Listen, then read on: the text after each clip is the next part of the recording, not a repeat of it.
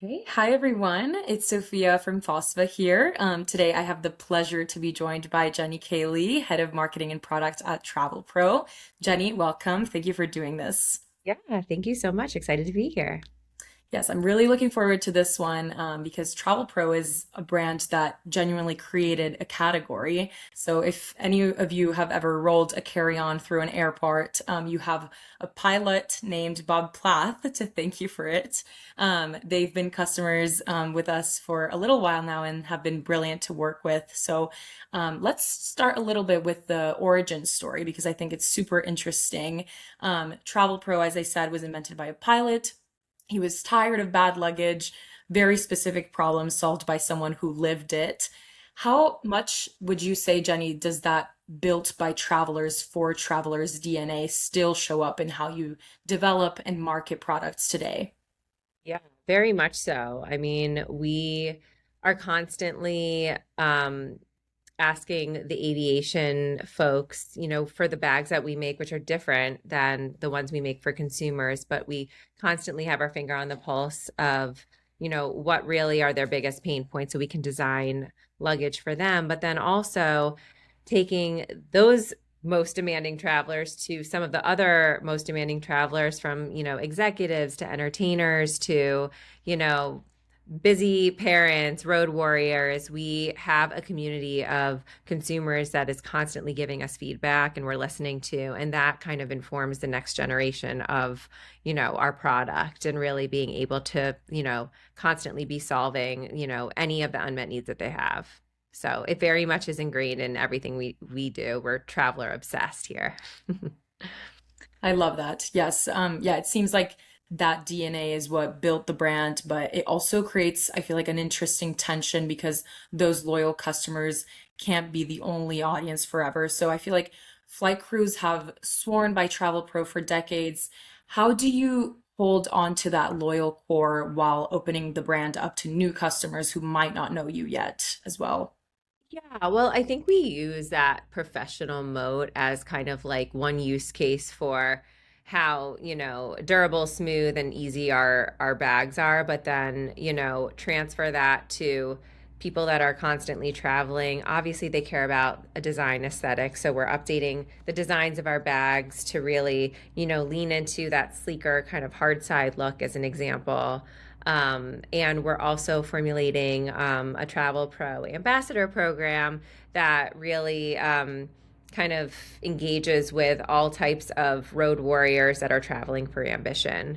And really to go further in their next chapter, and Travel Pros their companion, and they're not only posting content but like constantly giving us feedback to create that innovation loop, and then also bringing other followers into the fold who really have been burned by luggage that might look pretty but doesn't really work in real life. And I think that's really our sweet spot, is that, we are performance engineered, purpose built for every single unexpected reality of travel. But now we really look sleek and modern, and we look like how you want to show up. So it's kind of the performance meets style story that we're really looking to kind of ingrain our consumers with.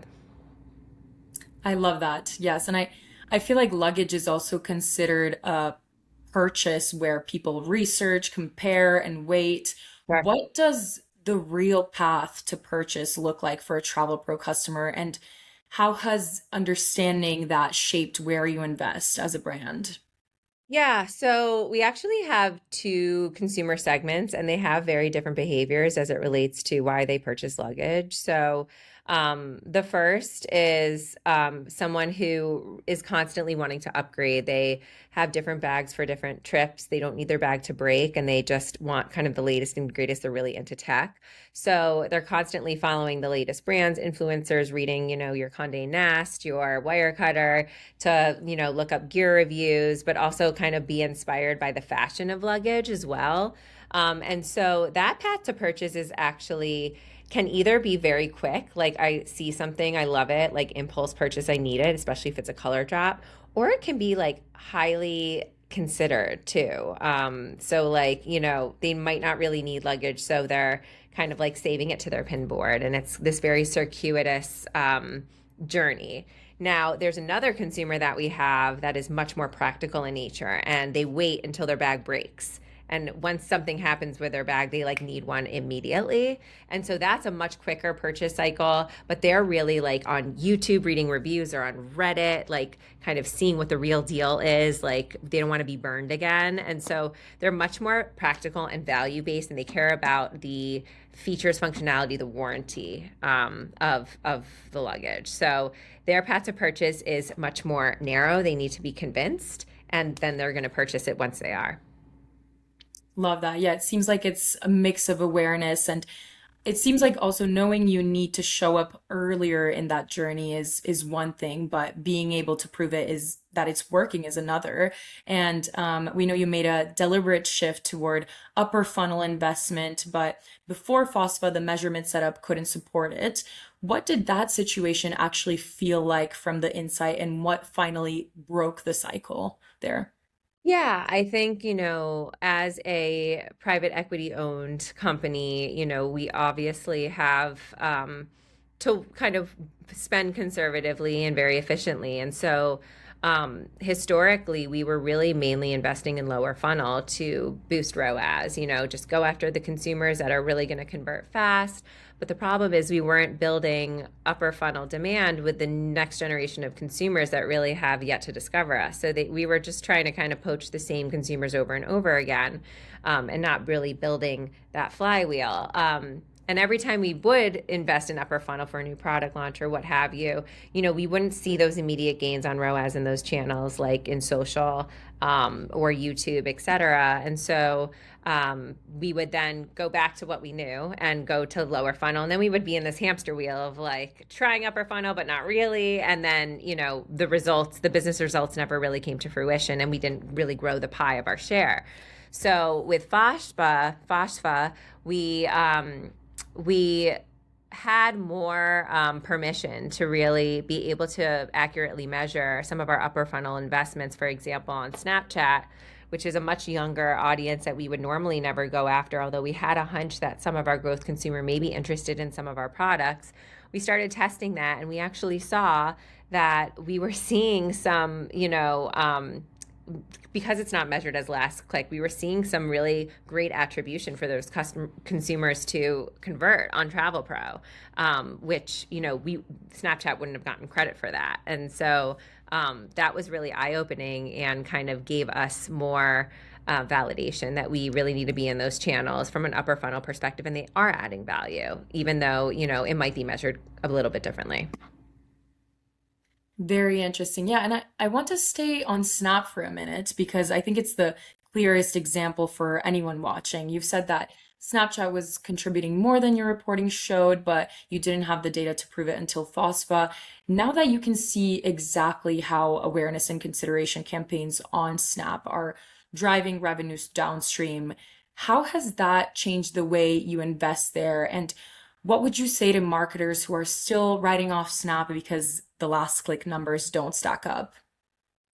Yeah, I would say don't just take last click at face value. And if you have a gut feel that potential consumers are, discovering you on Snapchat, which, younger consumers are just like discovering in community, and that's what Snap is.